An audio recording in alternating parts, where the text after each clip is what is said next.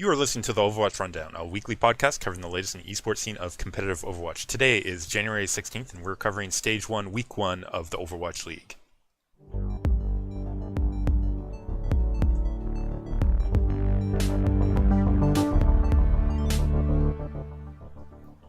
Well, Jax, we finally got through it, first week, Overwatch League, but before we continue any further, I have an announcement to make regarding the podcast. As you guys know, we've generally been doing Tuesday nights, 9 p.m. PST on stream here, on my stream at Twitch TV/Lepelos. We are actually going to be moving the podcast to Sundays, since we're doing a rundown primarily of the Overwatch League. Sundays seems like a more appropriate time to do the rundown. So Sundays, 9 PST, live again here at twitch.tv/Lepelos, but podcast will also be coming out later that night /Monday mornings. So just pay attention to that. It will be changing next week. So pretty quick I don't like adjustment. change, Lepelos. I don't like change at all, man. You don't like changes as well. I mean, Jax, Overwatch League itself is a bit of a change over what we've had in the past. So now you're saying that I, like all these other organizations, I have to conform to what Blizzard has put out. I mean, we're sort of forced into this hole, and all right, it definitely has impacts. I mean, you know, let's broad picture. The games were good last week. I was busy. I was watching OGN. They weren't streaming Overwatch. They were streaming PUBG. They were. I did notice that too. You linked me that. I did watch for a little bit to see how their production of that game was going. And I didn't like it, Lepelos.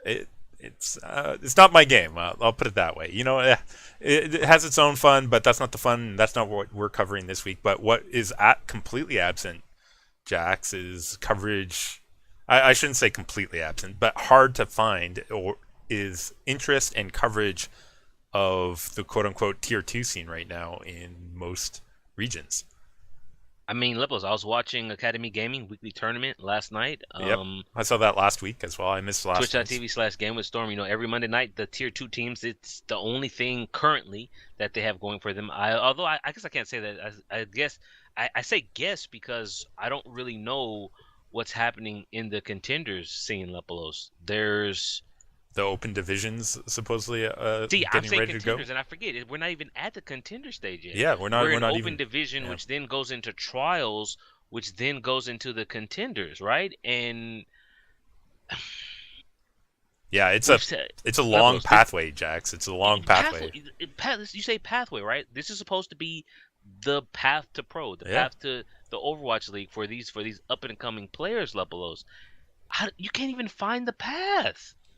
Yeah, no, it's not well marked, If Jax. right this moment I wanted to go and see the current standings in the open division, where would I go for that?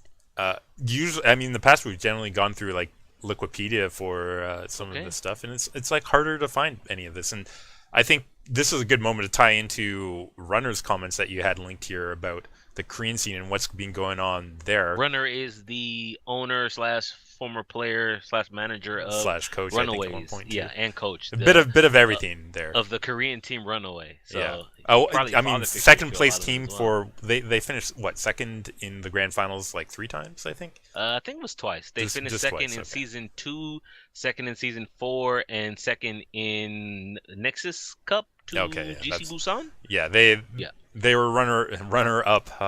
Always a bridesmaid, never the bride. Exactly. So that said, even though that they never won it all, they're top tier contender. Right. And here, TS was it Robin that? No, it was someone else. I thought it would be Robin. Okay, it's Even Star 6132, but you know, on Reddit. Yeah. He had some good translation of some comments that he made that Runner made, and it's a bit concerning, Jax. I think when you look at a former top tier team in the Korean scene talking about disbanding or finding money difficulty. It's concerning for the longevity of the game. I mean, Lepelos, this started because Lunatic High pulled out of Overwatch Team Story Chapter 4, which, by the way, very little. I mean, if you're in the know, right, then you know what's going on. But for like any one of the 100,000 people who just randomly clicked on Blizzard's link in the Blizzard launcher, right, they have no idea about this, so they're not exposed to this when I feel that they should be. But the key issue here is that Lunatic High withdrew from Overwatch Team Story Chapter 4. Previously, it was a Chinese tournament, which was qualification for the Premier Series, which was China's big tournament. Um, and Lunatic High has pulled out, and people are suggesting that Lunatic High might be disbanding. And yes, it's not the Lunatic High that we know, because that team is the Seoul Dynasty right now, but that's still a storied name in professional Overwatch levels. And here we are having in other regions, right? We have lost two of the best teams in China, I think. Yeah, Miraculous Youngsters gone. 1246, are they gone? I Maybe not. I'd have to double check on, But basically, but my Levels, Miraculous Youngsters definitely, which was like we're top tier losing team in China. teams here, and to lose Lunatic High, who was attempting to rebuild right after having their team bought out from under. I can't really. That's not right. Having their team move on to the next level. We're talking about Lunatic High disbanding, and from there we talk. Runner is talking about the financial difficulties that all teams in Korea are facing. His team Runaway, right? He's probably not probably. He has been operating at a loss, but his own personal situation has allowed him to prop the team up. And even if you read some of his comments here, he's saying, I don't. You never know, is what he's saying, as to how long this might go on, and I Yeah. it's just I If just wonder about the long term health of the scene level. so, If there's no, yeah, if I could jump in, I just want to. I agree with you. I'm uncertain about the long term health. We're talking Korea though, which is like esports hotbed. I want you to like project these feelings from like an owner of a top tier Korean team. Now go to Europe or go to North America, like two other large scenes for esports, and this isn't even talking about Australia region um, or South America, where there are some teams trying to break out of those regions. Once you start looking at this as like, okay, like this area which should have a healthy scene is struggling. What about these other scenes? Like, what is going to happen in Europe where there's only one Overwatch League team and I they still am have going. contenders? I'm pasting another link here in our schedule. It's a reminder, because I know you read it before, but we have Cruz, formerly of Reunited, E United, whatever United Lepelos. He's put together this contenders roster, and here we have a tweet from him where he's talking about. Let me just read it for you. Can't find an organization. Pretty sad situation at the moment. Playing really well as a team. Talent and synergy on point.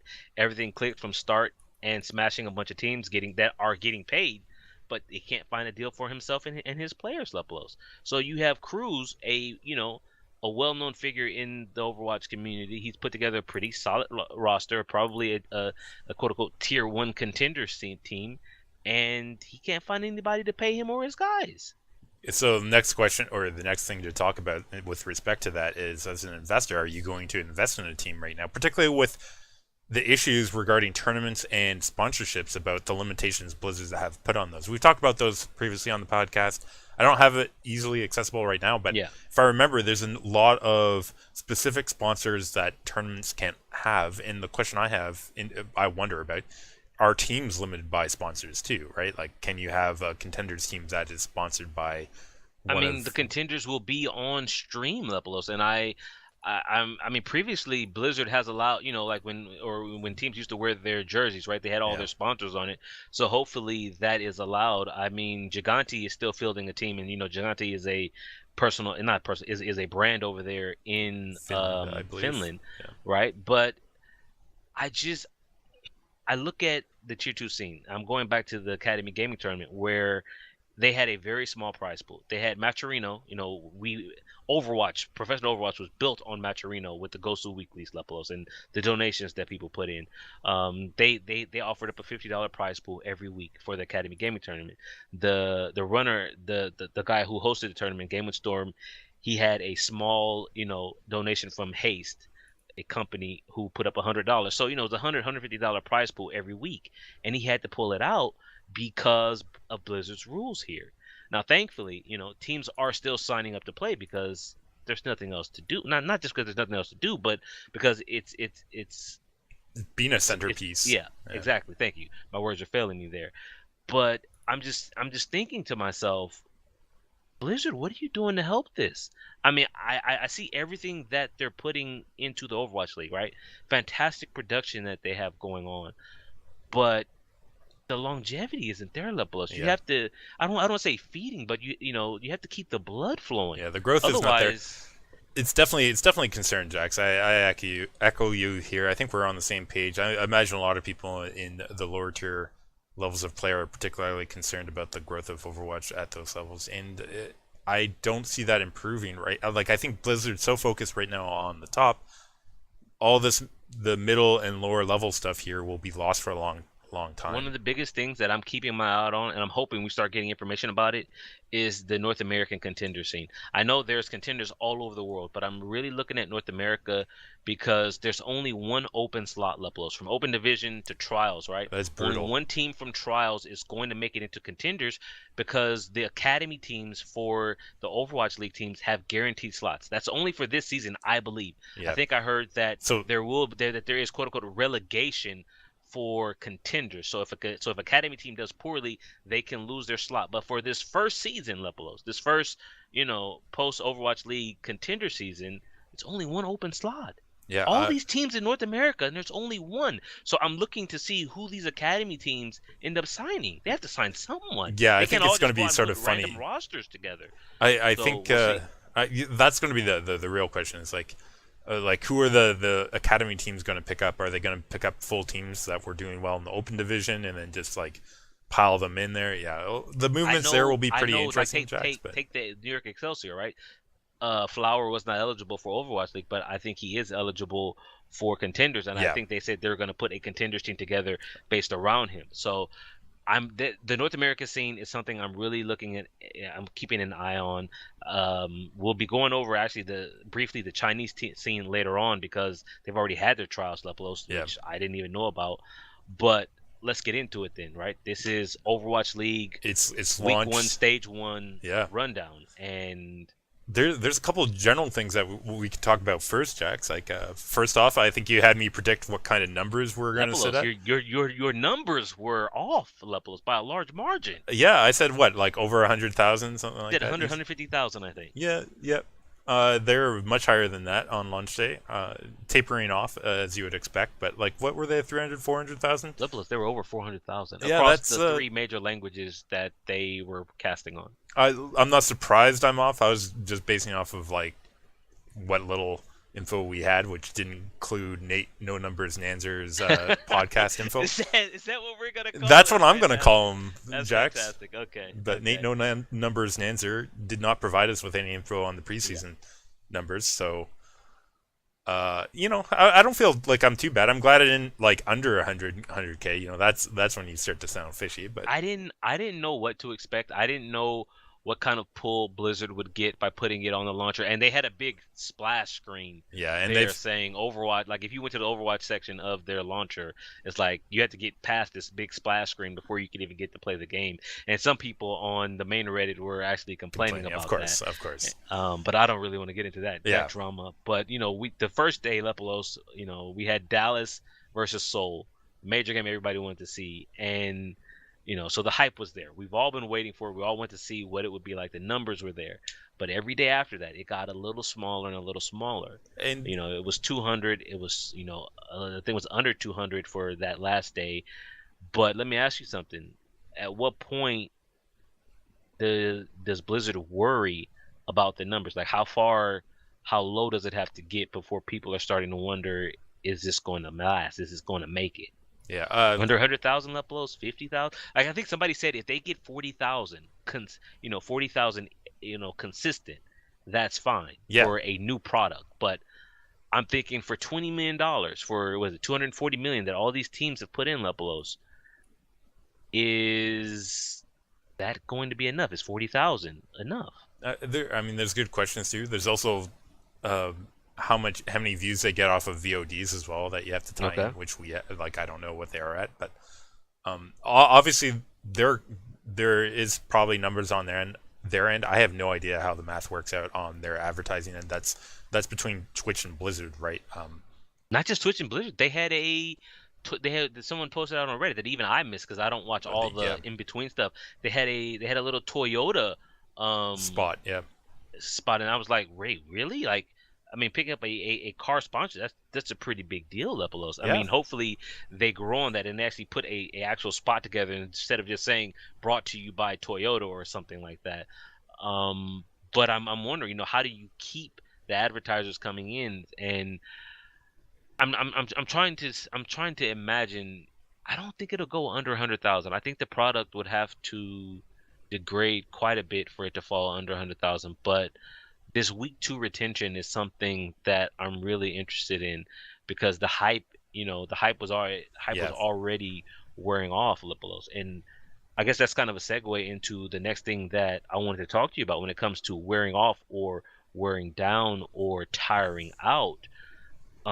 That would be the map rotations that we have for this particular stage, because Overwatch has, are we up to 13 maps, 14 maps now? With, I think I heard today that Blizzard World is coming on the 23rd of January, Yeah, I saw so we're that today adding as well. in another map, Lepelos. But if you look at it, we kept seeing the same maps in every game every day. Yeah, The pretty much. same, So much Junkertown again, Jax. Particularly when you combine it with our previous coverage before the break, we had so much Junkertown from the that Chinese scene tournament that yeah. we had. The Nexus Cup was full Uh, Junkertown. and so it feels like once we started into this, we've seen a lot. So yeah, you and I definitely fatigued. I think the hardcore viewers of Overwatch probably a little fatigued with this. New viewers, Jax, and this is the big question: are new viewers getting fatigued from seeing the same maps, or is it still so new and so different that it helps them to have some similarities between maps, right? Because Lepelos, you say that.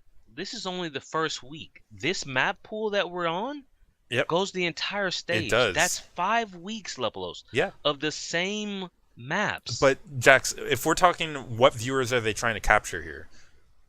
Are they trying to capture people who are going to watch it and regardless of whatever maps, regardless of their complaints, still watch it like you and I? Right. Or are they trying to capture new players or new people, completely even non-players to the scene who have never seen this type of game and are trying to adjust to what can happen? If they're trying to capture those viewers, this actually helps them, right? Like to play the devil's advocate here about why they want more similar maps across the whole stage. It's exactly this. It's to get familiarity for the new viewers, and I think that's pretty important to try and retain the numbers of viewers, because if you are lost like day to day, match to match, because you're on completely different maps all the time and you haven't even really got adjusted to how the game is played, that is a huge issue. I So mean, I kind of understand that because here in the States, the NFL is in their playoff stage, right? And while the colors in the stadium might be different and on the field might be different, the actual field, the lines, the setup is uniform. yeah, So we're essentially looking at the same field just with different colors. And I say, I'm literally just thinking about it now, saying to myself, well, I don't get fatigued when I watch a traditional sport. And so here they are, Lepos. I've taken what you're saying about them trying to bring in the new viewers and keep the new viewers, and how it would be easier for the new viewers if they can start to generate understanding of the maps, because map awareness is a very large part of Overwatch, of not just Overwatch but any esport, right? You have to understand where and why people are positioning certain ways, where the health packs are, at least in this game that I'm talking about, not Overwatch, because health packs are important. So if I think about it from that perspective of them wanting the viewers to get familiar with the maps, then okay, I can kind of go with that. But as a veteran viewer, Lepelos, I can tell you Junkertown is getting old, my friend. yeah, The only reason it's not old for me is because of the variety that Junkertown brings. We get so many different compositions on Junkertown that I enjoy it. Like I like seeing all these heroes. I can't say all because I don't think we saw any Symmetra the entire first week. I even I was watching the VODs tonight and I saw Taimu pulling out the old school 2CP stall with Mei, right? So I'm saying, okay, I even got some Mei. I still remember Ryu Jae-hung likes to run Mei on Junkertown Lepelos. So that Junkertown map, this particular map works for me, but 5 weeks, man. 5 weeks of the same maps. Yeah, I don't definitely. know, but you see, someone made the comment on Reddit that we have these two divisions, right? We have what is it, the Atlantic and the Pacific. Is that what it was? Yeah, I that's think. correct. Right. So they were saying, how about we have certain maps for the Atlantic, certain maps for the Pacific? I was like, you know what, that could work, except these teams scrim each other levels. And if you're in the Pacific Division, you're probably not going to scrim someone in your division. You're more likely to scrim someone in the opposite division who, you're not directly competing against. Yeah, But you can't do that if you're all if you have a different map pool and they have a different map pool. It doesn't really work. And so while I like the idea of having different maps for the different divisions, it just logistically it just doesn't work out. yeah, I think that's the And case, Jack. That well, like, I 5 weeks, man. Wow. it's just something we're gonna have to put up with, and I think most veteran viewers are honestly just gonna have to put up with. A lot of veterans want the old, map picking ban Lepolos. I understand that. Obviously, there's a series of other arguments people have made about the number of practice that you would have to have on as Right. whatever. Okay. I'm not going to listen to those arguments. I think first and foremost argument that we made off the top here, I think that's the most important one to pay attention to because you're talking about viewership numbers. Yeah. And as much as those of us that are already in the scene want to have variance, I don't think we're going to get it until they have figured out what audience retention numbers are and maybe test out to see in the future whether it's possible for new viewers to handle a larger variety of maps or not. Because until that's sort of shown, they want to try and do everything to make it easier to enter the viewership and spectating of Overwatch. Okay. And unfortunately, our desires for variety will be playing second fiddle to that for a long time, if not forever. For impressions of Overwatch, though, Jax, the preseason, you said it was high production value. I'm going to say it's high production value. It definitely came across as that. Not too many pauses. I think there's like a couple that short ones, but I don't mind the pauses, at least compared to what we used to get. Like we used to have 10 to 20 minutes sometimes between games. They cleaned up some of the spectating things. I think King of the Hill on the team that was losing, they now have sort of a gray semi-transparent background, which allows you to read it. But some of the colors that they have for the teams still don't work for me, but it's just something I'll have to adjust to. Like say the yellow for the Seoul Dynasty, or at times the Dallas Fuel blue. I was like when FGC or Coco was using the Winston shield, it was odd going into fitting in with some of the backgrounds, but that's something that my eyes will just have to adjust to. Yeah. I don't really have too many complaints, at least nothing that we haven't already gone over before. Like I'm still not thrilled with the analysis desk. I personally can't wait for Reinforced to make the move over from Sweden to come back and give us his insight. I want a little more not technical. I want it from the perspective of a player or a coach, someone who has lived it and understands it, and can just give it to me from another angle. To help me to better understand it. Sideshow, Bryn, Crumbs. I don't know Crumbs. I don't know I don't know his esports history. I'm glad he's got a job because everybody needs a job. But I'm just scratching my head. Why did you bring him in with everyone that you have available to you?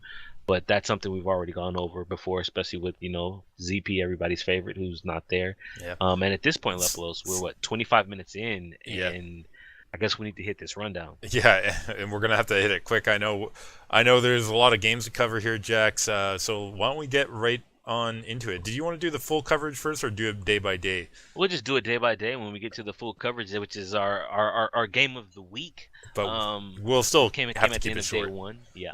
Yeah, but starting right off on the first day, last Wednesday, starting off was Valiant versus San Francisco Shock in a California battle. There's a couple I think we had over there, but anyways, Shock versus Valiant day one. Jax, this one, Valiant coming out pretty strong overall. I mean, no surprises. I know in the preseason, San Francisco surprised us a little bit with how strong they came out. Baby Bays definitely surprised us with his play, Lepolos. But when you look at this scoreline, 4-0, we go Dorado 3-2, Anubis 4-3, Ilios 2-1, Nambani 2-1 to the Los Angeles Valiant. And this is what this was expected. I think I looking at the Discord here, we both picked the Valiant to win last week when we did our preview, and nothing really surprised us. I was a bit let down by Nevix. I wanted to see a little bit more out of his off-tank play levels, but the San Francisco Shock, I think the biggest thing for him for them, they've got to get super. They've got to get 150K. They've got to get those birthdays met Leplo so that they can come in, because right now San Francisco, I don't see this changing. Like, Yeah, they're going to continue to have some struggles. Jack, so let's go ahead and talk about the next game. LA Gladiators taking on my Shanghai team, Dragons. my team Your Leplos, your team did Gladiators, well. I claimed them. Your team did well. It's helping out the stats of Shaz and others when they were taking on Shanghai Yep. Dragons here. Shanghai not looking good, let's be honest. They at least captured a point of Temple of Anubis, but other than that, they Leplos, got shut out. please. They got shut out so bad here. 1-0, 2-1, 2-0, 1-0 for Dorado, Temple of Anubis, Ilios, Eichenwald, respectively. That is a horrible scoreline. You cannot feel good on opening day if you're a Shanghai Dragon fan here. Gladiators, listen, you got to beat up on a weaker opponent. You're still not proven after that point, I right? mean, So you're not wrong, Lepelos. I think I read an article from someone in the Shanghai Dragon camp. Their young team, they bit of a culture shock for a lot of them. Lepelos never left China, and here they are in a completely different country. They've spent what, a couple weeks over here, maybe a month, um, and they still have to get used to it. But not only that, I don't know. I don't want to say it's a lack of land experience because they've been playing on lands over there in China. It's just they look out of sorts. They don't look like a solid team. And I think come the signing period, they have to go and rescue some of the old time Chinese veterans. I say old time when many of them probably, aren't even 18 and eligible to play, but they still need to pick them up yeah, absolutely. from PUBG, because this team, Lapelos, if we do previews though, every week, right? When we do our picks, I have a hard time picking the Shanghai Dragons. But my Gladiators 4-0, I'll take it, Leplos. We go to the game of the week for the Overwatch rundown, the Dallas Fuel versus the Seoul Dynasty. I coming into this, I say it's the Overwatch rundown game of the week. I think it was the game of the week for practically everyone who knew, the history of Overwatch and the rosters that these teams, are comprised of. So let's just get into it. Um, Junkertown. I mean, Jack's obviously oh, something that we Lepelos. mentioned. Junkertown went pretty well here, though, for Fuel. They got through. I believe it was an OT. They got through. Taimu coming alive on the Roadhog, both off the start where they captured Miro on the way out of spawn, and then managed to push all the way through. Harryhook bringing out that Bastion actually for the Fuel setup. They also had Custa as their support. In fact, I got to see a lot more Custa this week than I might have expected coming into it. On the flip side, Dynasty able to make it into the third section, but just couldn't break down that final defense there by the Dallas Fuel. It actually allowed Dallas Fuel taking Junkertown 3-2. Just And very. I mean, when we were talking about Junkertown in the maps earlier, I said we get to see all kind of compositions. Lepelos, Soul coming out with the 402 on defense. I didn't know what meta it was we were playing when I saw this, and then I take a look at the Dallas Fuel playing a 2-3-1 with Harry Hook on Bastion. yeah, Seagull playing Hanzo. And I was just scratching my head like, what am I looking at here? But it's one of the only reasons why Junkertown has not driven me crazy like it has some other people who just don't like the map. Um, for me, I know Coach Kai Kai, he's having fun with the new compositions, the new players that he has, the compositions that he can run. Having Seagull in offers up a whole lot of opportunities for them. Again, not running XQC or Coco on this map levels. He's yeah, running with Mickey and Taimu here. Taimu going back to the old school hog that he's always been a good hog, one of the best hogs. Even though when we think of Taimu, we think hit scan, right? His Roadhog has always been good, which is something I guess we might want to touch on later on oh down the yeah, line in their next game. But solid play here by Dallas, and I think we said coming into this, Seoul, one of their weaknesses was they don't really work well with the unknown. Like yeah. and here with Junkertown being such an unknown map, and They're still them not being able to settled on throw it, anything at them, Jax. I really was not surprised that Dallas took this map. Not at all. What I was surprised about next map 6-5, Jack 6-5. I'm just going to What jump to the this scoreline for year? Yeah. the Dynasty of Seoul here. they managed to take this one. Jax, that was a ridiculous round of capture point. Dallas, I mean, you can say both sides, but Dallas particularly not having a good defense, uh, kind of an issue here. Seoul on the other In side. Sorry, in the go ahead. beginning, Dallas had the better time on the first Yeah, push, but remember what we just said about Seoul not really working well with the unknown. Dallas's mistake here, Lepelos, they kept running the same thing. It absolutely. became known. Now, normally, when we talk about this, we mean Seoul has prepared, right? They have looked at the footage, they have analyzed it with their coaches and analysts, and they have broken it down, and they have a plan against it. But let's not be mistaken here. These players are smart. They adapt very quickly. They are some of the best in the world. And Dallas, Lepelos, kept running the same thing over and over and over. And I'm saying to myself, sooner or later it's not going to work. Sooner or later they're going to catch up to you. And while they did try different engages, like one time I think Harry Hook came out on the Lucio and they speed boosted in, to take the positional advantage. They're like, okay, fine, that worked. But when the core of what you're doing is the same and you're fighting a team like Seoul, it's ultimately not going to work. And that's what happened here, Yeah. Lepos. Seoul Moreover, came from behind and were like, okay, we got you. We yeah, got this. and they did. And the other thing is it gave Fleta some warm up because Jack's next map, Fleta comes Levels. I just want to say alive. his his Helios. his his Widowmaker here. I go back to saying if Fleta had been on Lunatic High instead of Eska, instead of Lite Jun Lepelos, they don't lose some of these series that they've played in. His Widowmaker, his hit scan is a dynamic that they've not had before. But you're taking us into Soul. Sorry, I said Soul. You're taking us into Ilios, where we get to see more of it. Yeah, I mean Helios goes up 2-0 for them. Jax and Fuel's struggling period to do anything. Their their King of the Hill maps look to be very off Jax. And here was the first set we got to see of them of the Overwatch League live, and they did not look very comfortable facing Seoul there. Seoul just absolutely had their number Let me in ask you taking this something. one. I actually have here in my notes. I was going to ask Lepolos if coming into Ilios, would you have subbed in Seagull for Taimu? I'm not just talking about what we know now, after the match has been played and we see the results.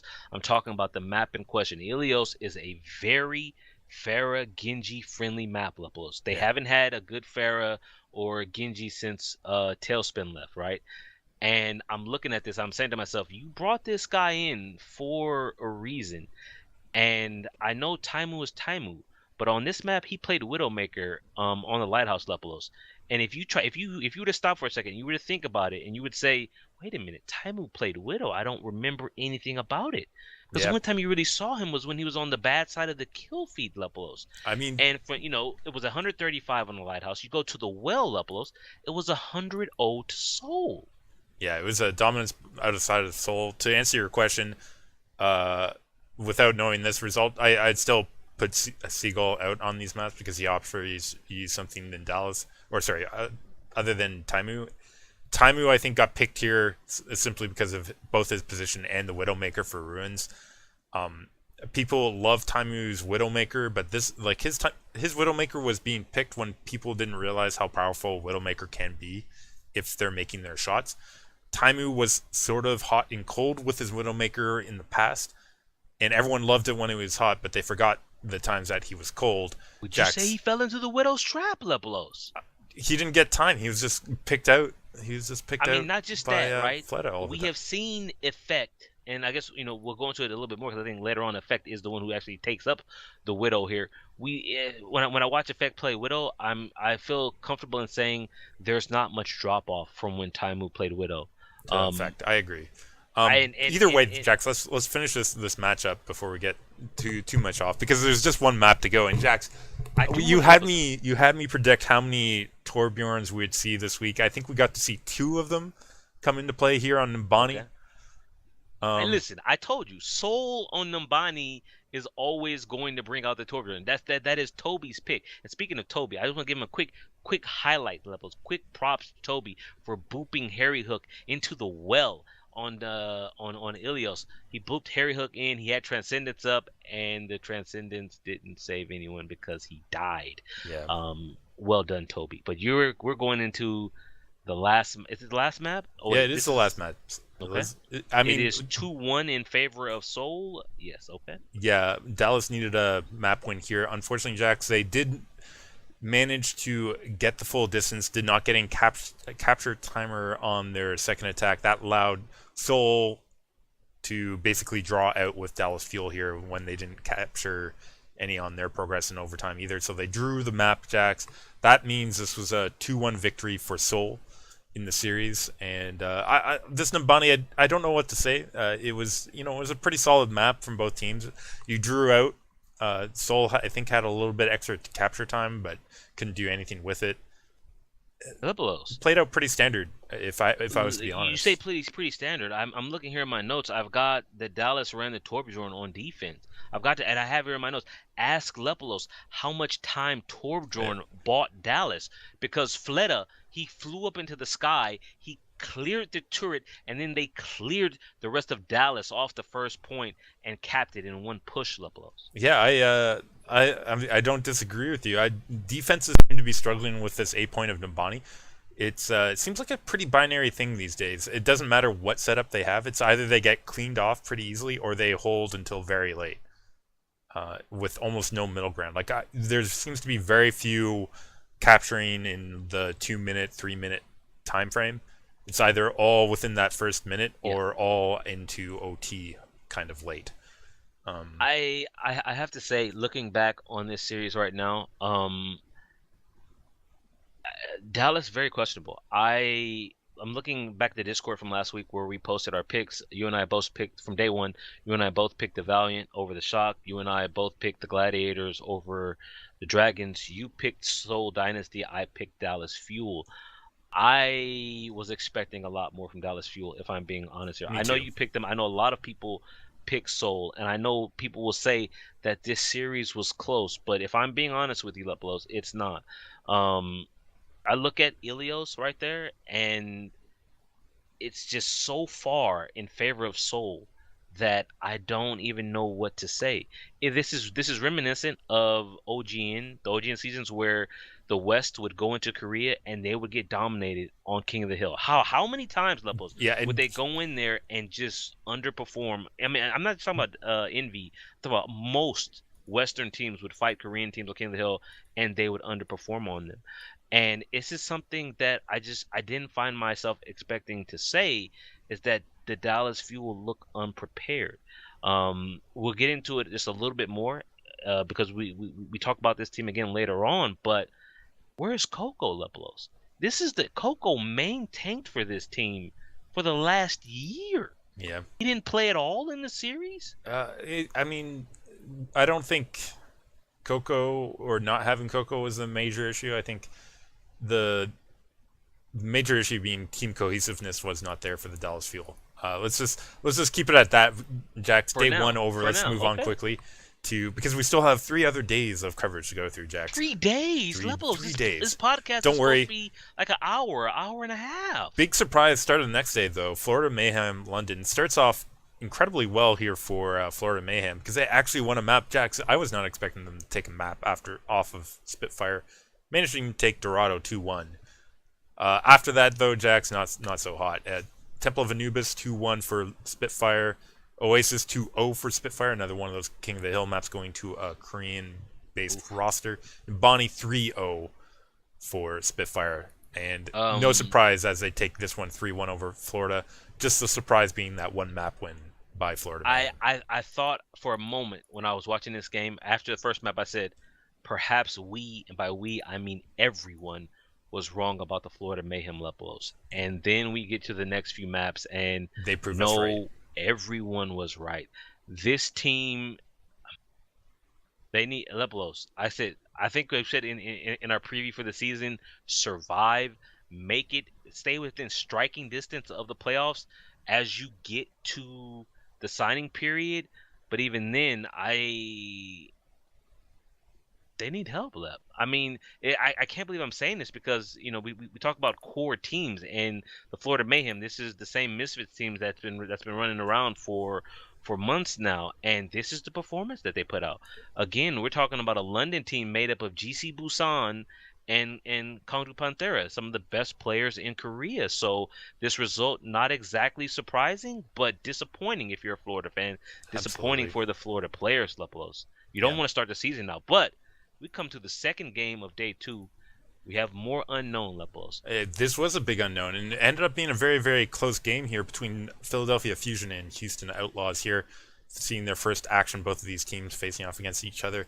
Traded maps, let's be honest here, Jax. They traded maps back and forth. Dorado 3-2 Fusion, Houston 2-1 Horizon Lunar Colony, 2-0.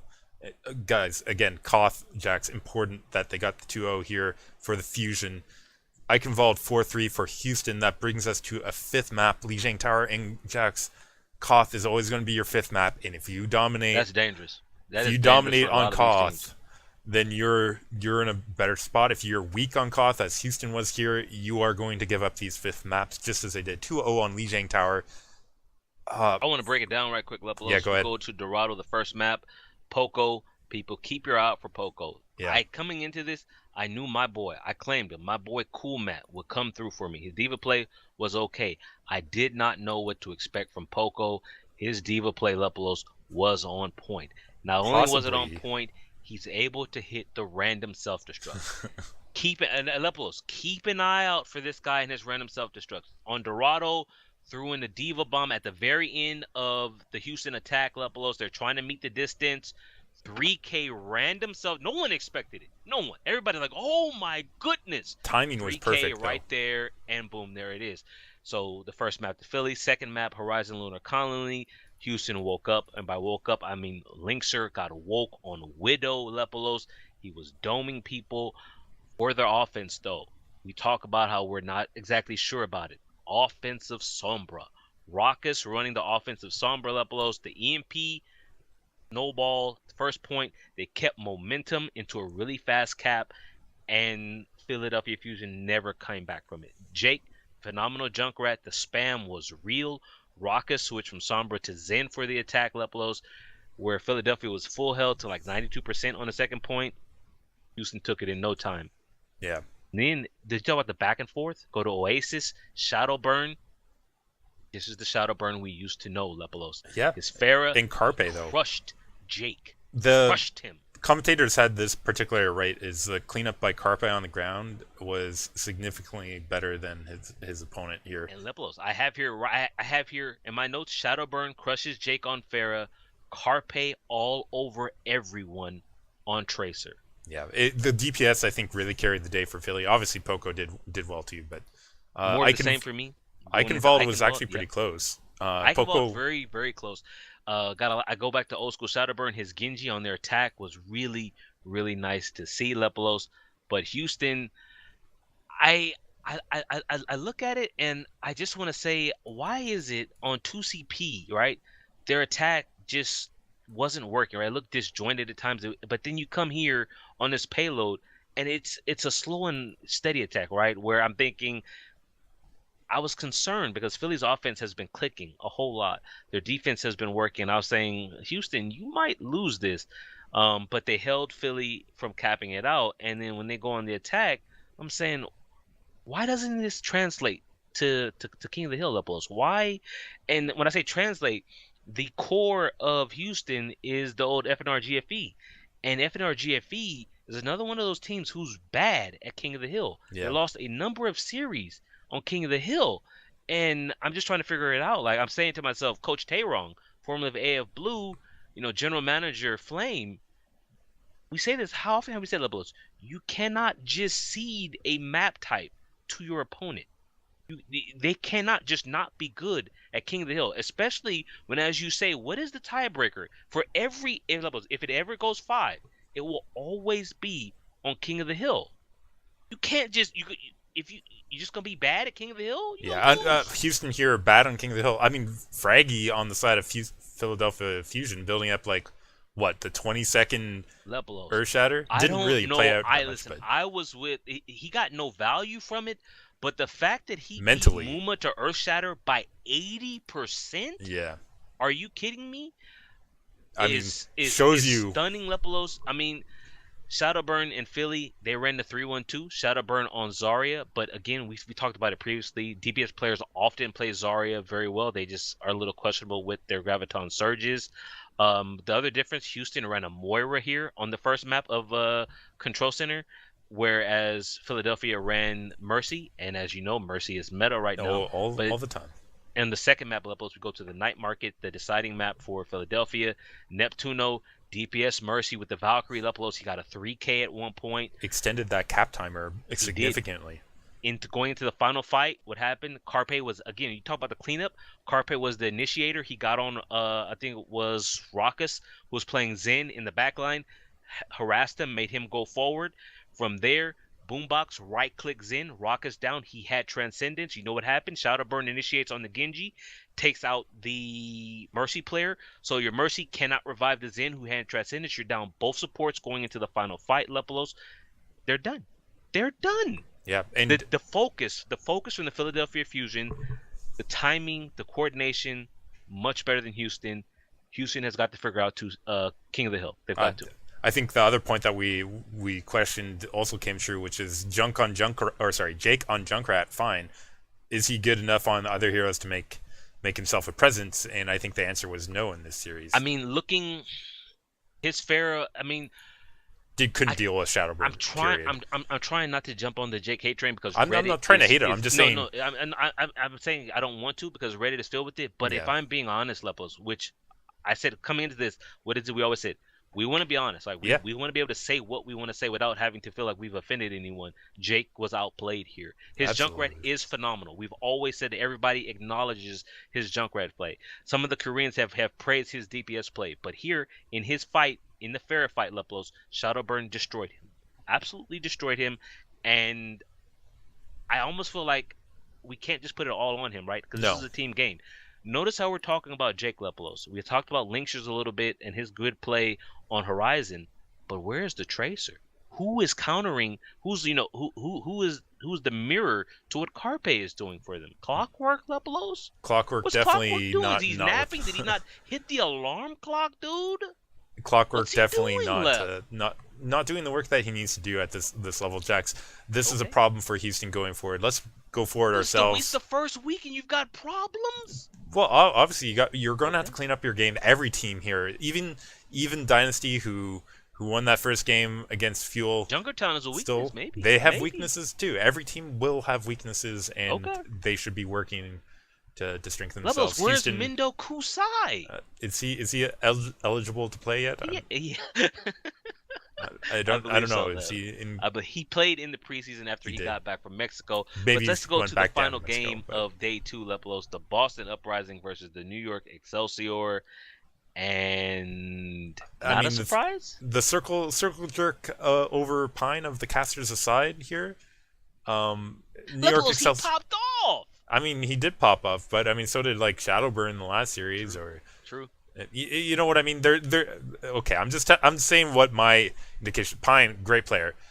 He would be playing more if he was more consistent in the sort of the circle jerk of him coming in and doing well on McCree or whatever. That like, that's what it is. It's like he is a good player. He did go off whenever he came in,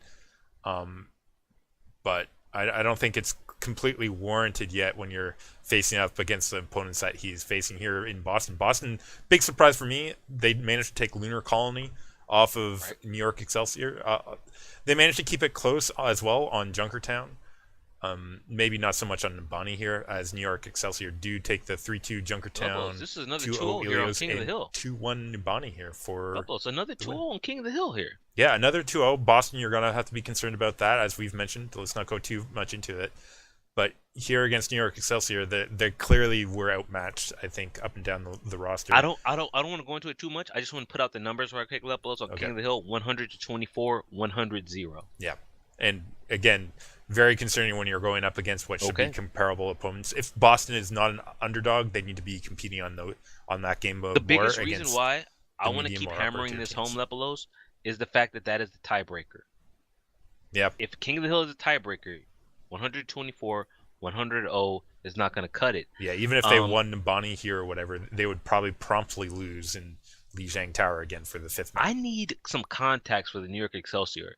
because Pine on this map played fantastic. Yeah. And I'm trying to understand, why is he only in on this map or on King of the Hill level? Yeah, they Because did do that I'm again. jumping ahead to down the line, but Yeah, in the next series that they play, same thing. it's more of the same. He pops off again there, but this guy is fantastic. Yeah, he's a great player. I mean, it must be with how they practice or something. I'm I not don't entirely know. sure I don't either. know. But going back to our picks for day two, Lepelos, I think we both picked the Spitfire. We both picked. Actually, we made a mistake. We made a Jackson mistake in Lepelos picking both picked Austin. the Outlaws, and the Philadelphia Fusion proved us wrong. But to be fair, we could only go with what we knew at the time. Yeah. We saw nothing of the Philadelphia Fusion, but we did both take the New York Excelsior. That takes us into day three, Lepelos, starting off with the Los Angeles Valiant versus the Dallas Fuel. Both of us picked the Fuel to win this series. I mean, Jax, I mentioned this previous series, Dallas having some issues with defense on Anubis when they were facing Correct. Seoul Dynasty. Jax, I did not expect their defense to crumble so badly on Junkertown three times. I guess. Lepelos, Well, what I is won't this say it crumbled the scoreline first that I'm time. looking at here? It was bad. It was bad the second and third time. So Jackson, and when you say there was three times that Valiant got to attack, and that meant Fuel got to attack three times. So I'm not saying Valiant defense was great either. But 8-7 scoreline here for the Valiant to take Junkertown. What an insane matchup, Jax. Mainly put on because of the lack of a cohesive strategy and teamwork out of both teams coming on the defense. It felt like watching competitive mode where both teams didn't know how to structure a defense and take down a setup team that's moving on the payload. I don't know what else to say other than that. It was horrible. Surprised that Dallas ran the exact same composition that they did against Seoul.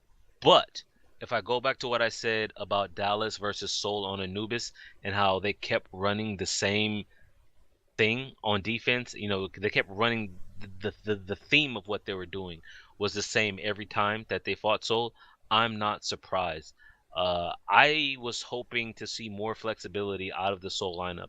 I look at the players that they have brought in and the differences that each one of them brings, and I was expecting more from Coach Kai Kai here.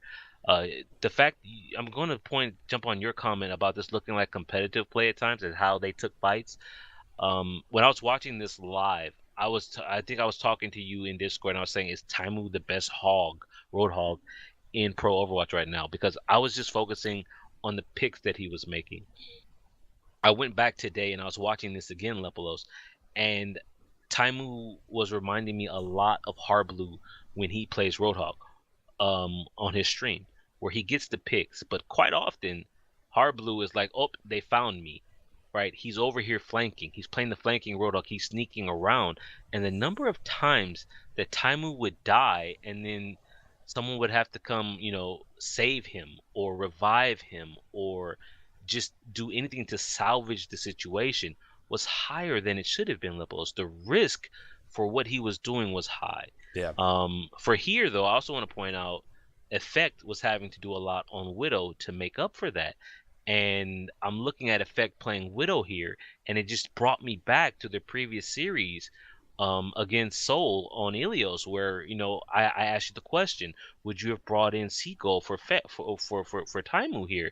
And I'm asking, I'm just saying to myself, the answer now that I see what Effect is doing on Widowmaker is yes, you do, because you don't need Taimu for the Widow. If you need a Widow, you can flex Effect onto it.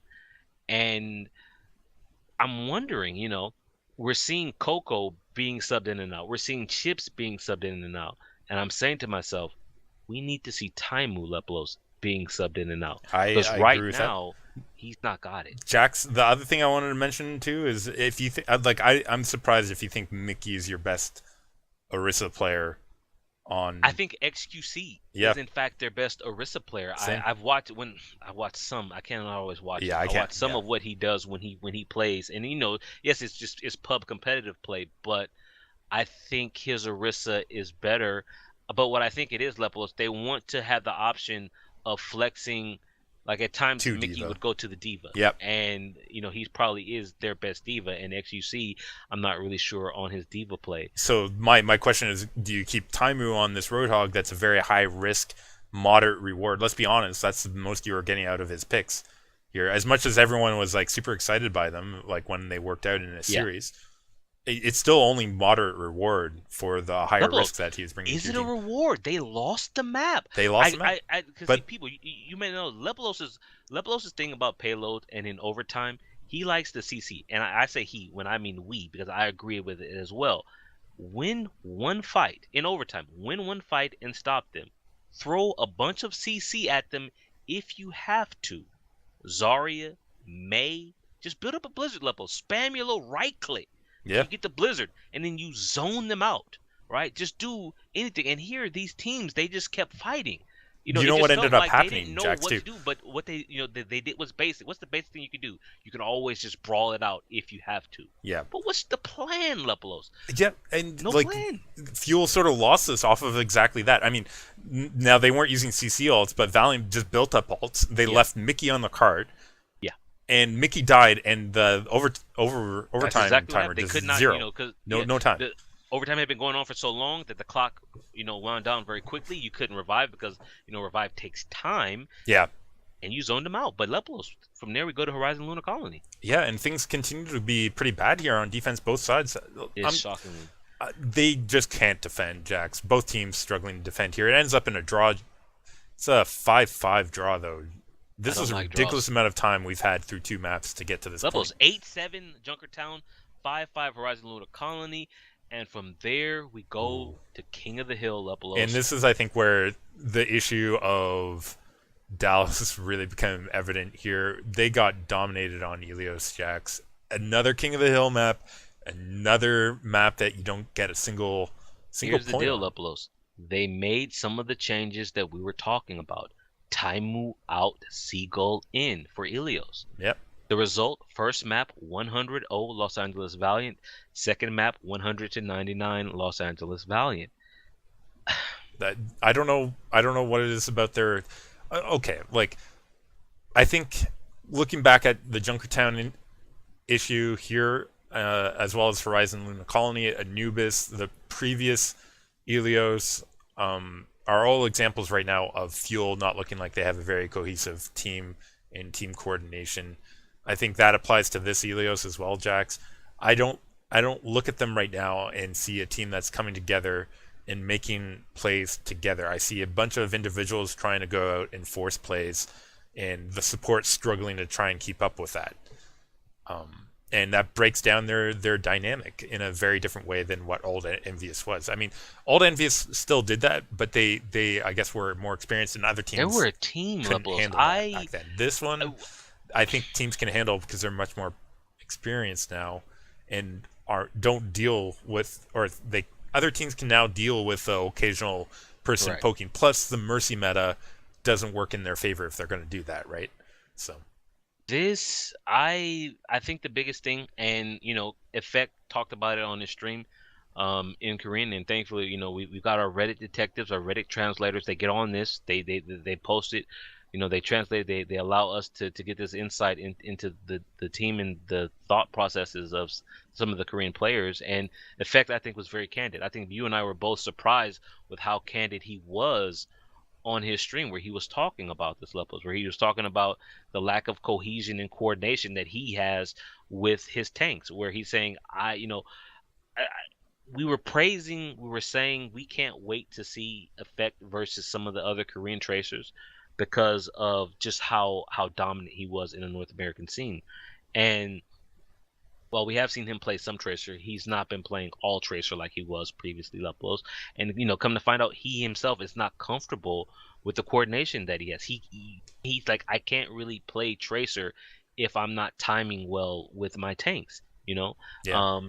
And when you look at this, and this is why I think I was asking you, where is Coco?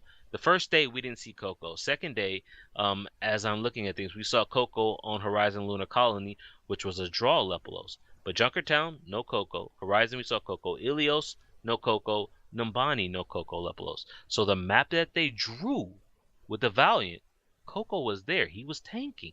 Yeah, and Do, I mean, it still wasn't a great map though, Jackson. but Leplos, 2CP, it's a but better result than the loss that they took on every other map. yeah, but I mean, if you want to talk about their best map of the week, it was Junkertown against Seoul, though, right? Like, and they also That drew was Numbani there. Here they drew, or they lost. Although you can say that they're absolutely The broken. problem with Nabani here, and like Effect says, is mentally you're broken at that point. Yeah, they're broken And after Elios. this map format that they have is broken, Leplos, because the series was over after Ilios. Yeah. There was no way for Dallas. Now you say, well, Jax, they're playing for map score, right? That's what they always tell us on the cast. I mean, No. regardless of what they're playing for, Jax, like if you were a top tier team, you need to come and show up, because otherwise you show weakness. Leplos, did not you that see only the back cap that Soon did on second point Numbani? it was ridiculous Mentally, because they're broken. the highlight too of going back and actually watching that closely with I think talked Harry it out, Hookie. it was fantastic. He told us exactly how he did it. Yeah. Harry, like everybody's like Harry Hook saw him, right? Yeah. And then because Lepos, mentally at this point they're broken, and I think we have talked previously about the backroom staff that we feel these teams should have. I was reading a post today. Someone was putting together a list of teams who have extra help because there was a Twitter picture of the Seoul Dynasty team on the roof of their building doing yoga, Lepolos, right? They all had these little pink mats. It was fantastic. They're all, holding the same pose, doing yoga, and they're talking about how the Cloud9 London team, right? They have a sports psychologist / nutritionist who is there helping them. And for me, this mental, what I feel is a mental breakdown on Umbani, on how, the casters and everybody telling us, well, this map is series is over, but this map is still important. Don't tell us that. Tell Dallas Fuel that level. Yeah. Did they play like this map was important? Jackson, this No. actually brings up something important. I want like none of it didn't happen at all this week, but I want people to consider this in the stats going forward. I'm going to try and pay attention to it too, Jax. How many teams down, like going into the final game 3-1 or like 3-0, managed to win that fourth game, even though it's not important? Because I think that will show signs of teams that are up and coming, and actually are trying to fight to win through and through, right? Like if we just see, I imagine most teams you will find if they're already down 3-0, they'll continue to go down 4-0, right? But winning that fourth map, I think, is going to be an important factor in so many ways, whether it gets you the I can tell you that this week no team who was in that situation won the last map. Exactly. So I think this is going to be an important statistic to see which team is doing well mentally, right? Like they might not have won the overall game, they might not still be a winning team yet, but if they're able to keep themselves in the game for that fourth and final map, I think it shows a sign of resolve that a lot of teams are going to struggle with. Here, Fuel clearly dealing with that kind of resolve. Lepolos. Okay, let's just put this this fourth map aside. I'm looking at the standings right here. The Dallas Fuel are 0-2. Yeah, that's a big upset for you. Definitely is for me too, because I picked them here in this map to match up to win against the Valiant. Big surprise. You got to be disappointed if you're a Dallas fan. How big of a surprise is it, Jax? Well, I think it's a surprise that they lost to Valiant. In context of Envious never starting well, though, I think it's a surprise. It's still an upset, but in that context, I'm not. If I'm a Dallas Fuel fan, levels, I'm disappointed with the results, but I'm also disappointed with some of the attitudes that some of the players. But I don't want to get into the drama too much. But when you have players who kind of disparage the Los Angeles Valiant for how they played here, when I hear people say, they're not good, or we play, they beat us at our worst, that kind of thing, excuse making. I don't like the lack of respect that you give this team, because when I look at the Los Angeles Valiant, yes, the core is Immortals, but if you look at who they played every map, every time Leplos, they brought in Unko and Soon, two fantastic players from Rogue who filled holes that this team had. Yeah. Not only that, Leplos, if you go back and look at some of the other changes that they had, Agilities played the first map. Silk Thread played the rest of the maps. Silk Thread is the other new sign-in that they brought. The only one that they have not used that I can think of off the top of my head is Numlocked, and I've already said I'm not sure why they hired him, except for maybe his Reinhardt play, and they haven't felt the need to really play that. Have they used the Los Grim Angeles Reality? Valiant that everyone thought they knew, that that it was Immortals who vastly underperformed in season 1 contenders, that's not this team, Lepelos. Yeah, I Not at agree with all. you there. I absolutely agree with you. I did want to question you. The Grim reality, has he seen action Lepelos, regular no season play? Grim. Yeah. Grim is my boy. He, What happened? he didn't get to pop off like Pine, but if he does, Jackson, Lepelos, is he surplus to requirements after season 1? I think at this point, right now, the answer is yes. But we'll see what happens Can you with time. funnel him down to the contenders team to try to Maybe, reinvigorate himself? maybe another team like my Florida Mayhem want to pick him He up. doesn't or something speak like that, Swedish. listen, maybe he has time to learn in the in between. I don't know, Jack. So let's go ahead and talk about the Mayhem versus Boston next matchup. We have to, Lepelos. I think we both picked Uprising here, Jax, Yes. and this was definitely another beatdown. Score rundown: 3-2 Dorado, 3-2 Temple of Anubis, 2-0 Oasis. Another King of the Hill dropped badly by Mayhem, and 2-1 Okay, how Ike Vault. many This of is a that was- 4-0 by Boston over Mayhem, and this was one of the ones that we're talking as potentially the bottom of the Atlantic bracket Right. matchups, and Mayhem just got dominated in it. So not looking good for Mayhem. I don't want to talk too long about it because I wanted to move over. Lepelos, I don't have anything to add. Florida, my thoughts are well known on this. I'm almost to the point where, okay, Florida possibly could beat the San Francisco Shock, depending on whether or not they can contain Baby Bay. Outside of that, they'll beat Shanghai.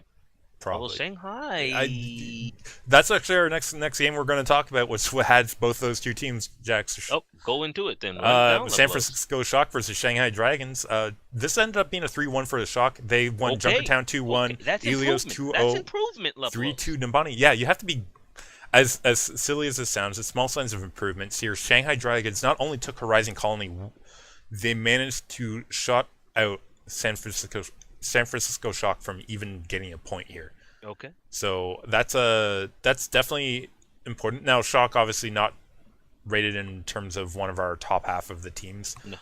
But when you're Shanghai Dragons, you need to look for the positives where you can get it. The fact that they managed to shut out a team on a point here, pretty good sign. So there's still a lot more that they can go and do. I don't think they'll be completely lossless on the season. I think they'll manage to take a series at some point. I hope. Well, we mean for the season or for the stage? Because it's broken season. because this stage 1 goes on for 5 weeks. So 5 weeks, it may not be Yeah. enough time for them to make up for their Lepelos. poor start. Wow, you're asking their fans to hold on that long, my For a dude. win, yeah, absolutely. Like if we've seen teams in other regions, the bottom of the barrel teams go for multiple seasons, and Lepelos, I'm we thinking have to of. bring it up. Libel and Supreme. There we go. For you guys that paid attention to us when we talked about the OPC region. OPC, yeah. And the struggling teams, I honestly feel like Shanghai Dragons are there. They only have more money and a whole Chinese scene behind them that they can feed. You say a whole Chinese Lepelos. MY Yep. gone. Yeah, but I mean, listen, if you can pay for the better players to come in and replace your current setup, then Lepelos, I do want to point out they recently hired the Miraculous Youngsters Yep. coach. so there's definitely room for improvement. As I said, though, I don't think it's going to happen over these first 5 weeks. I think Okay. they'll probably have a close matchup when they do face off against the Florida Mayhem, but that is actually this week, Jack. So it's sooner than they would have liked to hope if they want to take it. We'll get into that but when we'll we see. do our predictions, Lepelos. Let's go into the final day, though. Coming Nope. into this, London versus Philly, we both picked London. Because one, I didn't know what to expect from Philly. After Philly's first game against the Houston Outlaws, my expectations for them rose somewhat, Same, man. and then they let me down. Oh, this is a really bad. Let's just go through the score here. 3-2 Junkertown Spitfires. That's From close. there, That's close. From there, not close. 2-0, 2-0, 3-0. Lepelos. All Spitfires. You got What shut out on your final happened? 3 maps of the week. You cannot feel good about that if you're Fusion, because you had this great win against Houston. Although Houston, again, King of the Hill sort of issues coming through. Lepelos. You wanted to show up better against the top team in your division, and they did not. Lepelos, longtime listeners of the Overwatch Rundown will know Dayfly is a bit of a running meme with us at this Fair point. enough, yes. I'm sorry, Lepelos. He fit the meme perfectly here. The close map that they had on Junkertown, I take you back to the final fight of their attack, Lepelos, going into that third stage. Shadowburn builds up the Dragon Blade. I'm saying, okay, here we go. and then Dayfly is picked on Anna, and the fight is effectively over because you have lost your mercy. Yeah, he did that a couple of times where he lost his mercy Lepelos, early you in say a fights. couple of times. I say I lost count of the number of times. I lost count over 2, I guess, but I wasn't taking hard notes on Dayfly's poor performance. But I did not take notes either. But I want to give props here. This was something that I liked here. Was Zoe, the co-host, with Puckett Lepelos. She went back into the dugout. Yes, the dugout Lepelos. She talked to the coaches. She asked, "Why is Dayfly in?" Because they said they wanted to put their A team out there, and Dayfly was the best mercy that they had. I take you back, Lepelos, to the previous series that they played against the Houston Outlaws with Neptuno on Game 5, right? Map 5, sorry. On the night market. The deciding, well, not deciding map, on second map that won it for them. The 3 kills that he got on Battle Mercy taking out players. And I'm sorry. When you win, right? When you play as well as you did against Houston, yes, London is much better than Houston. But when you win with a lineup like that, how do you not swap Dayfly out at all, Lepelos? yeah, I don't agree with the coaching staff here with their picturing.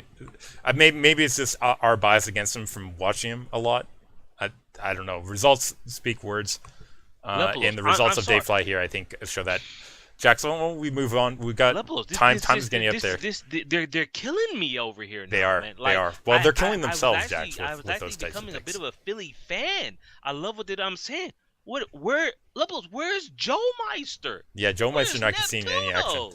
Neptuno, I guess, had to take a break from doing so well against the Houston matchup to sit back and watch. I'm let down, but then we go to game 2 of day 4, Houston versus New York Excelsior. Houston, you gotta say, they feel like they have something to prove. They lost their first game to Philly. Now they're facing another team who, people rated quite highly, Lepelos, a top team in the league, the New York Excelsior. You and I both picked Outlaws here to win this one, Jax. I think we were both saying that did they're going to ride the momentum off of Philly, and we did. New York Excelsiors were going to feel ride that momentum to victory. Unfortunately, Jax, again, Look, the first map they won. What do you mean? Unfortunately, they won the first map. Here's what I'm going to say though. You looked at their performance on King of the Hill map. You know you're going to give up one map automatically, Jax. That means deciding map really sort of comes down to Temple of Anubis, the second map. If they or Nimbani, they had to at least win one. They actually had to win both of those, Jax, if they're going to have such a poor performance on King of the Hill. Did not win either of those 2 maps. In fact, they lost those 2. Temple of Anubis going 2-1 for New York Excelsior. Ilios 2-0. As I said, Outlaws horrible right now on King of the Hill. 3-1 on Bonnie for New York Excelsior to round out the final 3 maps for a 3-1 win over Houston Outlaws here. Fortunately, we picked wrong in this situation, but New York Excelsior feeling pretty good and leaving the week with a 2-0 scoreline in the standings. Lepelos, I just want to go back to our King of the Hill discussion right quick. So we had 12 games, is that correct?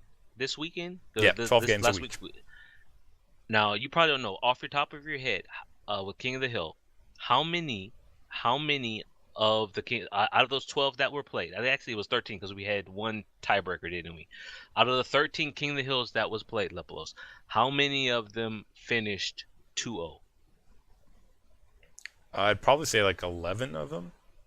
Lepelos, 12 out of the 13 finished 2-0. Wow. Yeah, okay. See, I mean, okay, my next question is, did any team go on to win a series and lost King of the Hill? No. So, I think those stats are pretty revealing. Those 2 stats are pretty revealing right now. We used to talk about it with Flash Wolves, right, down in OPC, and how even the bottom teams were taking King of the Hill off of them, and how you're not going to go into the playoffs just seeding a game mode. And this is actually very telling, and I haven't seen anybody talk about this. Where's the competitiveness on King of the Hill? Yeah, that's a good question, Jax. Let's cover the last game, and then... Oh, didn't we cover... see, I forgot... One important game to talk about. I forgot my own team. See, I tried to blank this out. Yeah, that's funny that you're saying blank this out, because that's indeed what happened here. Well, Gladiators kept it close, at least on Junkertown. Again, Jax, Junkertown, another Weak spot for Dynasty. If there was a map to take here for Gladiators, it was this one. Unfortunately, could not do it. Same issue on Colony. They could not handle Dynasty there, where Dynasty took that one 3-2, and from there it just got worse. 2-0 Ilios, 3-0 Nabani for a clean sweep of the Gladiators as Dynasty take their second. Really does need to work victory. on Junkertown. Absolutely. I mean, clearly, since mechanical with the map differences pool being what it is, yeah. We talked about not just seeding a game mode. It's just it's either gonna be Junkertown or Dorado, and they seem to get Junkertown all the time. I guess I should figure out why they're always on Junkertown and not Dorado, but they don't perform very. They won, right, but still 4-3. I'm used to Seoul full holding here. Yeah, you'd think, particularly with their performance in the later match, like if they played Junkertown at the level that they played Nabani here, this probably wouldn't have been as close as it was, right? So there's still improvements that I think Dynasty have to their game and polish that they are missing right now that they'll have to continue to work on. We'll see if it comes out. But they leave the week with a 2-0. Gladiators. As far as the Gladiators here, Lebelos, I'm not surprised. This result was. I think expected. We both picked Dynasty Even here. I would have liked for them to take a map, but this 4-0 is no surprise to me. The Gladiators, I feel need depth. Sure 4 Lebelos is still not performing at the level he did with Cloud9, original Cloud9, where Sure 4 was magical to, just to describe him. Like his play, his ability to just simply carry. I'm not seeing, it's not there, Lebelos. Asher, I like Asher a lot. Shaz, if I was to get a Gladiator jersey, it would for sure be Shaz. His DPS Zen play is top notch. It's a very different style to say someone like Ryu Jae-hung, who looks to support more, where he wants to heal more. I mean, I guess all of them want to do damage, but Ryu Jae-hung, I read an article that an interview that he gave, and he said when he plays Zen, you know what he thinks about the most? He wants to give Toby an out. He wants to have provide Toby with an exit from wherever he is. That's how he thinks. The synergy between those two players is one of the biggest reasons why Seoul does so well up close, because their support line is so strong. The Gladiators have a good support line. Shaz did an incredible job this week. I have to say he was a standout player for Gladiators. But you're absolutely right saying their DPS is missing right now from Gladiators. That is their weak point. Bishu played well. When I look back and I looked at the stats, Bishu's not flashy. I realize that now. His diva play is not flashy at all. Yeah. But he's solid. Remix. It's not just big toe. I want to see a little more from him if he's gonna hold down the main tank slot. Well, I guess he has to, because they have no replacement for him. Yeah, exactly. So I agree with you. Their tank line not the strongest, but I'd say the bigger issue right now for them being their lackluster DPS for what should be better DPS. I mean, it's something that we talked about, Levels. Make it to the midseason signing period. Throw a few dollars at somebody. Yeah. So, I mean, Levels, AKM available? Yeah, there's definitely I think available level up. I mean, if they want to sign those guys, always they've mentioned about their egos and wanting to be on either teams that they're going to see a lot of time / win on. So I just put open a tweet from Wins, formerly Rogue Wins. He ranked the 12 teams in Overwatch League for Week 1, Stage 1. I just want to see if you would agree with this, Lebelos. Number 1, London Spitfire. Number 2, Seoul Dynasty. Number 3, LA Valiant. 4, New York Excelsior. 5, Dallas Fuel. 6, Philadelphia Fusion. 7, Houston Outlaws.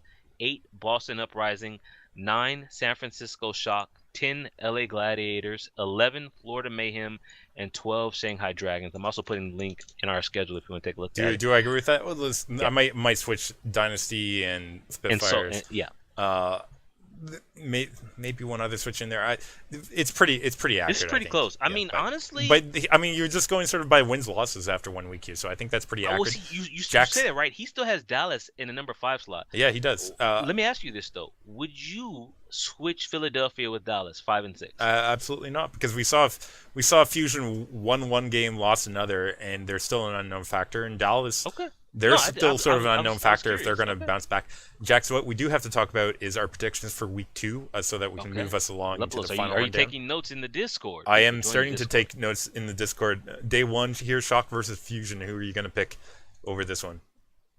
Fusion. I think we are both the same there. Yeah. You don't even have to ask for these next 2 levels. Sorry, let me pull them open. Oh yeah. Okay, so Dynasty versus Mayhem. Florida Mayhem. Yep. Yeah. Florida Mayhem, right? Yeah. Yeah. No, I think we're both Dynasty there. There's like no question about that. I mean, they'd have to all come down with food poisoning and throw the game, and have to forfeit the game because they don't have enough players. For the next game, Houston versus Shanghai Dragons, I go with the Houston Outlaws to get their first win of the season. Do you think Shanghai Dragons take a map off of them? Take a map? Oh. Just to honestly, make this one interesting. Like that's. No, I don't. I'm going to say Shanghai Dragons are going to surprise Outlaws and take a map off them, and it's going to be King of the Hill because Outlaws done horrible there. You know what? That is something the honest. While I don't think Houston is going to drop King of the Hill, that's something to keep an eye out on. Leplos is right. The team history, even before they're Houston, they've been weak on King of the Hill, and yeah, you might be right there, but I'm still going to say Houston 4-0. Yeah. Okay. I think you have a very good chance of being right. Yeah. Since we're not doing score lines, it doesn't actually matter. Yeah. It was just sort of a question. Fuel versus Outlaw. Interesting game. Just put a little asterisk, next to it, because that one particular game, I think, Dallas Houston, Texas rivalry here, Lepelos, Texas Showdown. I go Dallas to win their first game of the season. Yeah. I can't believe I even hesitated for a second, but that's just the nature of it. That's how disappointed I was in Dallas's performance from week 1. But I don't. Yeah, no. Houston doesn't have what it takes to beat them. I'll go Dallas. Yeah, I'm gonna say same here. I do feel like Houston doesn't they didn't do well that first week, so they're not gonna be able to carry that forward to beat the Fuel here. What a game! What a game coming up next, Lepelos. Yeah. Yeah, we've got Excelsior versus Valiant. This one's sort of hard to predict. I am going to go with, personally on this one, I'm going to go with NYXL on this one. Lepelos going with the XL. I'm going with the Los Angeles Valiant. Lepelos. Los Angeles is my hometown. Yes, I am a Gladiators guy. I wear the purple, but I have to go with the gold of the Valiant this time. I have to support them. They have a lot of players that I like. My man Unco, Agilities. I'm hoping we see my boy Grim come out with the McCree. We're not going to, but I can hope, Lepelos. So next question, though. Next game, Gladiators versus Fusion. Do you go with LA again, your team? Listen, they're going to lose, but that doesn't mean, Philadelphia's going to win. That doesn't mean I can't pull for my Gladiators. I'm pulling for my Gladiators, but Philadelphia is going to win. Let me just ask you something right quick. New York Excelsior versus Valiant. Do we see Pine on another map besides King of the Hill? No, I don't think they're going to switch it up this next week. I'd be surprised. It's too big a game, you think? Okay. I just think they have their system in place, and I don't think this is a game that we're going to to see it happen on not the New York Excelsiors versus Valiant, at least. Probably the next one, I would say, that they're playing in the week. We'll come to that one. Okay. Moves us on to day 3, though, where we have Dynasty versus Uprising, and again, not another hard one for us to pick here, Jax. The one thing I want to keep an eye on. I know Stryker is a really good DPS. We didn't really talk about Boston, but he played very well for them. He did. He absolutely. I want to see what he does against top-notch opposition that can shut him down. Specifically, he won't get free pick. He won't get free run in the back line because Toby and Ryu Jae-hung are so deadly. I want to see how Stryker does against top-notch opposition. I'm not sold on him until I see how he performs against a team like Seoul. I know he's a really good player, but who did they play in the week with? They played. New York. He played well, and we didn't even talk about it though, Lepelos. Yeah. Jay Jonak, he was a question mark for us for Excelsior. Jay Jonak showed up and brought the damage left. I'm just gonna put that out there. Yeah, he did pretty well there too. Although we'll see. Yeah, we'll definitely see. Bottom of the barrel, matchup where we have Dragons versus Mayhem. This is actually hard to predict. I can't believe I I'm thinking about this. I already said though I don't think Dragons are ready to take a Yeah. full match yet, even against Mayhem. So I think they'll Okay, you gave them a map against Houston. Do yeah you give them a map against Florida, yeah. Lep? I think they'd at least get one map. I wouldn't be surprised if this series goes to 5.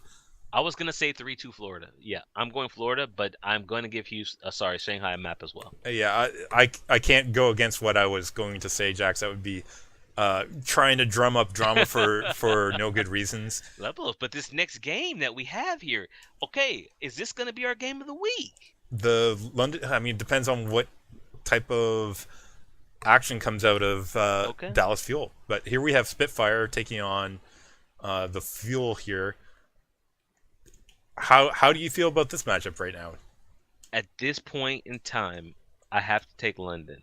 Yeah, I'm with you on this one too. Yeah, quite honestly, Fuel have not lived up to expectations. They're looking a little bit. I don't doubt that they can take this matchup. It's just going by first week in their performance of this week, not showing up to the level where I want them. Slash looking like they are still playing around like they were in Yep. preseason.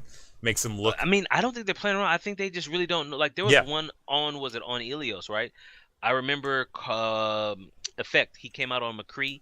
First fight, he got it to 50% on his Deadeye Leplos. After he died and respawned, he switched to Widowmaker. Before he left spawn, he went right back to McCree. I said to myself, you just dropped 50%. Yes, I know it's just quote unquote just a Deadeye, but that's 50% ult charge gone. They don't know, Lep. They don't know. And when I look at London, London knows. Like the biggest thing that we were talking about with them was integration because of the vastness of the talent that they have. Birdring and Prophet, dynamic DPS duo. Lepelos Gesture, solid tank. Bedosin, he's another one of those DPS Zens that's out there. Nuss Fury. I cannot at this point go against London. They are playing fantastic. And Dallas, I think, might not might. Dallas is going to be 1-3 Lepelos. yeah, I think that's pretty reasonable expectation. That takes us on to day 4, where Spitfire again Oof, playing. what a game, dude. Yeah, this one Valiant having 2 excellent games this week. Actually, Lepelos, they play New York and London? yep. Is that fair? Are they going to be prepared for both of them, Jack? Do you pick them when they're facing the Excelsior? Do you pick them when they're facing Spitfire No, here? I can't. What did I say? No. London to me is playing a step above, and Coach Bishop is trying to win me over. I had doubts about him as a coach after what happened with Cloud9. How could I not? I'm sorry. How could I not have doubts with what happened with Cloud9 North America? That team was just imploded under his watch. So now I'm looking at London Lepelos, and right now I'm buying in. If I could give these predictions after I see them play against Dallas, I'll feel better about it. But right now, I'm going London. Okay, so I'm actually gonna. This is a reach for me, but Are you here's what I'm gonna really? say. These are back-to-back games, Jax. One is late at night. The next one is early in the morning. Spitfire are going to be more prepared for the Fuel because they want to make a standout performance against them, and for that reason, I don't think they're going to be as prepared for the Valiant.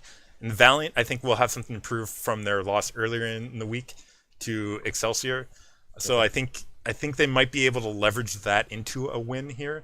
It's definitely, I'm not. It's not a hunt. Like I'm not feeling like this is like 75-25. This is more like 55-45 here chance of this happening. But I am going with the Valiant for those reasons. So Lepelos. I mean, I understand, but I'm sticking with London. I Sadly, think that's a fair choice. So like the this next is a game- close one. But next game, Gladiators versus. My boys are gonna lose again, Lep. But Yeah. New York is gonna take it. Don't worry, I'm still wearing the purple, no doubt. Yeah, I'm with you on this one too. Cannot see Gladiators taking this map or this game off of NY Excelsiors.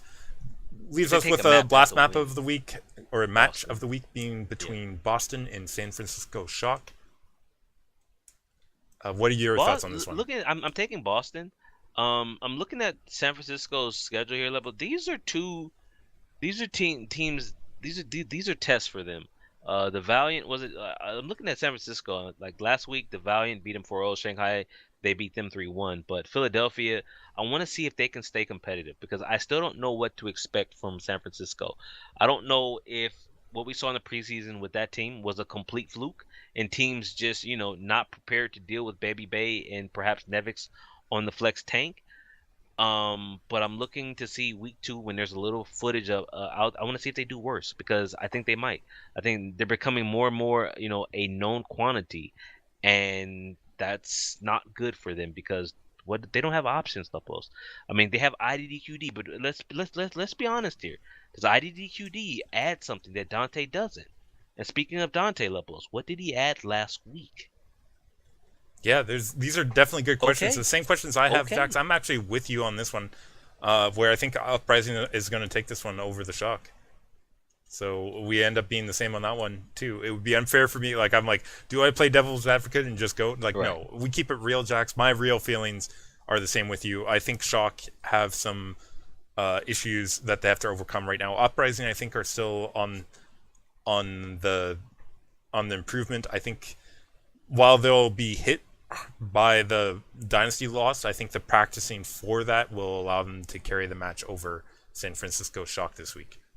So that's my view of what's happening with them. That does it for Overwatch League Season 1, Stage 1, Week 1, and preview or predictions for Week 2, Stage 1. From there, we go international. We haven't gone international in a while, Levels. We've been pretty focused here in the West, in North America specifically, because Overwatch League was the only thing going, except now we're going back to China. We've got Overwatch Team Story Chapter 4. Yeah. Previously, the Team Story, Lepelos, was a qualifier of sorts for the Overwatch Premier Series, which was the main tournament in China. Premier Series is now Contenders. The Team Story is not, Contenders has its own path to pro where you have open division into trials into Contenders. So now Team Story is just another tournament. I'm glad to have it because we've been talking about the lack of events for these other regions, right? Like there's nothing going on. Now we have something going on. And Team Story is no longer just a Chinese tournament. They have in fact invited some of the best teams in Korea, Lepos. I think I'm told Element Mystic, the team, who, performed pretty well in what was it, Nexus Cup. They were unable to show up because they have conflicting dates with their contender schedule or their open division trial schedule. I don't know. They just couldn't make it. And Lunatic High was invited, but then backed out. And we don't know what to expect from that team right now. Yeah, that's true. So, I mean, here we are. As a result, there's very few. We've only seen games here in Group A. It just started last night, I think, Level. Yeah, so the only results we have are coming out of Group A where Metabellum, the only Korean team, dominated the group. A lucky feature, the other team going 2-1 to make it out of Group A there. Jax, I think it's good just to leave it at that. We'll get you guys filled in next week as there's more games, but I think there's just Group B next week, if I'm not mistaken. It's one series a week. That the bootleg stream is back, Lepelos. Leg Day Gaming is back giving us our English casting because otherwise there's only the Chinese site. And I'm not the biggest fan of the Chinese site. Not because it's Chinese, just because I don't understand anything. And they have little buttons you have to click to make things go away. And so twitch.tv/Leg Day Gaming, I'm giving them a quick shout out because they're giving us some English casting. And me, I like that stream. Yeah, that's good. Jax, let's go ahead and move into the Overwatch Contenders 2018 Season 1 trials in China. What is that? What are you talking about, dude? Yeah, this is the trials which are prior to the... So Contenders into trials, Open Division into trials into Contenders, except I don't think China had Open Division. Yes, there was something weird. I can't remember, but what we do have is the playoff standings already set here, Jackson. Looking at this, Lepelos, I'll give you just a quick update. Originally, it was going to be the top 3 from this event would advance to Contender Season 1 China, but teams dropped out or their rosters pulled out of the tournament, so the top 5 teams from the trials will advance to Contender Season 1 China. And this is sort of concerning, Jackson, when we talk about breadth of skill. Because let's go ahead and talk about the standings here. Playoff stage standings. Team Scatus Gift 5-0, Moss 7 Club 4-1. By the way, that Moss 7 Club went 0-3 in that team story. They were at the bottom of that Group A. Didn't even win a second game. Are you kidding me, dude? Here they are 4-1. So What does that tell you about the level? Lepelos, these are the teams that the Shanghai Dragons are supposed to pull from? Exactly. Let's go ahead and talk about the Lepelos. remaining Oh, three teams no. that made it through. JD Gaming 3 and 2, Super number 1, 2 and 3, Lucky Future Zenith. So that's probably not their A team of Lucky Future. Which one is? Oh, okay. Sorry. This Yeah. is they went 1 and 4. The only team not making it through, Jax. The only team was Team Laffy, 0 and 5. Jax, they're a Team Story Cup team though. In which group were they in? I can't remember. You Group said B, I Team think. Laffy is Yeah, in the Group Group B. B with LGD Gaming, Ligan Esports, Good and Team luck. Kondu Pantera. Good luck. They're not making a. I'm looking. I I didn't even make the connection with what you were saying about. Oh, Legend Yun Beyond. That's Lao Yin B Yeah, Lepelos. Legend Young Beyond. Oh my goodness, the connections, dude. I'm finally making these connections here. But that's shocking. That the number 2 team in the trials for China finished bottom of the group here. Bottom of the group. Not didn't even take a single map win. They took a map. Wait, did it? No, they Or took a did they map. take a map win? Sorry, they might have gotten They a took a map win. map off of Laoyan B. Oh, okay, They they took did. Lijiang Tower 2-1. That's the only map that they got. Sorry, they didn't take any match. They all got one map, and that's it. So Lepelos, what is Shanghai supposed to pull from to improve their roster? from all the people exiting PUBG when they get kicked out of their Survivor matches, they Lepelos throwing shade. You heard it here. Overwatch rundown. LGD Gaming Eileen gonna be poached. I still stand by it. Lepelos. Zhu Fan Jun. They need to get that man out of PUBG and sign him to the roster for the Shanghai Dragons. I do want to. What did I do wanted to say. I'm looking at the. As soon as I click the right tab, the Overwatch contenders for China. Why am I not seeing? I just had it open. Um, Shanghai Dragons, Team CC is their academy team, so they have automatic entry. Lepelos. From One Team Story Chapter 3, we had Legend Young Beyond or Laoyan B. They had an automatic invite for that. From the Overwatch Premier Series in 2017, LGD Gaming, Ligan Esports, Lucky Future, and TIW3. Who are they? someone new, I think, to our podcast at least. Oh yeah, Miraculous Youngsters and 1246 disbanded. And okay, yeah. Oh, Miracle Team 1. That's right. Miracle Team 1, we covered them briefly in some of the other international tournaments. They are T1W. Oh, okay. So they've changed names. Yeah. All right. Beachy Gaming made it in from OPS, but from trials we have the SKG, Moss 7, JD Gaming, Super number 1, and Lucky Future Zenith. Lepelos. I'm just looking at the little footnotes here where it says Miraculous Youngsters and 1246 are gone. Yeah, definitely troubling times. These I think, for Lepelos, the those Chinese are the team. 2 champions from the 2 seasons of Overwatch Premier Series. I and can't they're blame them. gone. Like we've heard in the Korean scene, like top tier Korean teams that didn't get into Overwatch League struggling Lepelos, with if money off Lunatic High the top 10. disbands, Jackson, what happens to Who Are You? Who If are you? there's- Not old enough for Overwatch League. Yeah, there's Fantastic talent. Where does he go? yeah, there's definitely a lot of concerning stuff facing these Okay. teams in the future. But Jax, that's Okay. all the time we have to discuss that.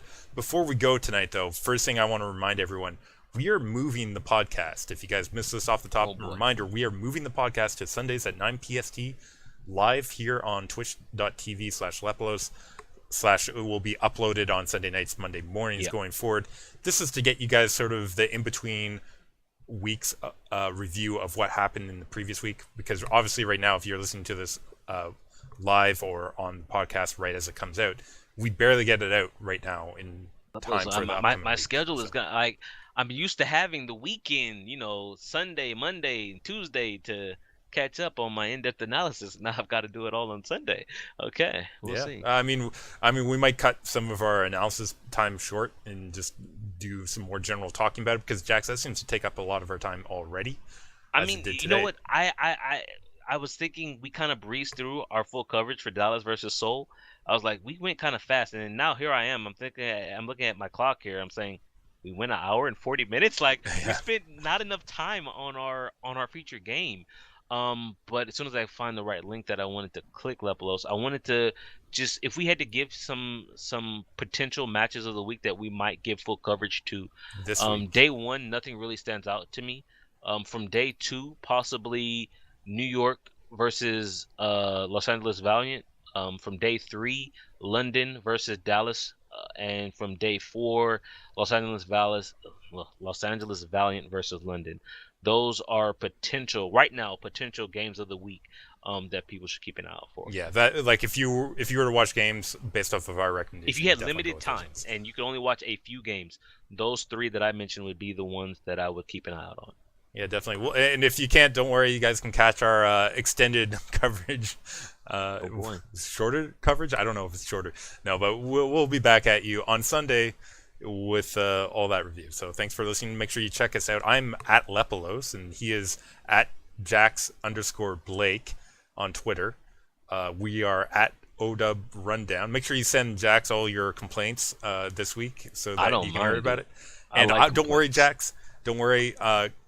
I'm going to talk over the exit music this time, so you don't have to. It's not going yet, but I just want to mention. Twitch.tv/Lepelos. I was going to say every Tuesday night at 9, but it'll be Sunday night at 9. Hopefully we make that. I'm sure Lepelos will ping me on Discord multiple times so that I'm there. Thanks for listening. By the way, Jax, I already played the music, so we both got to talk. What, already? Dude, you can't do that, Lepelos. Oh, man. Okay, stopping recording. I didn't even make the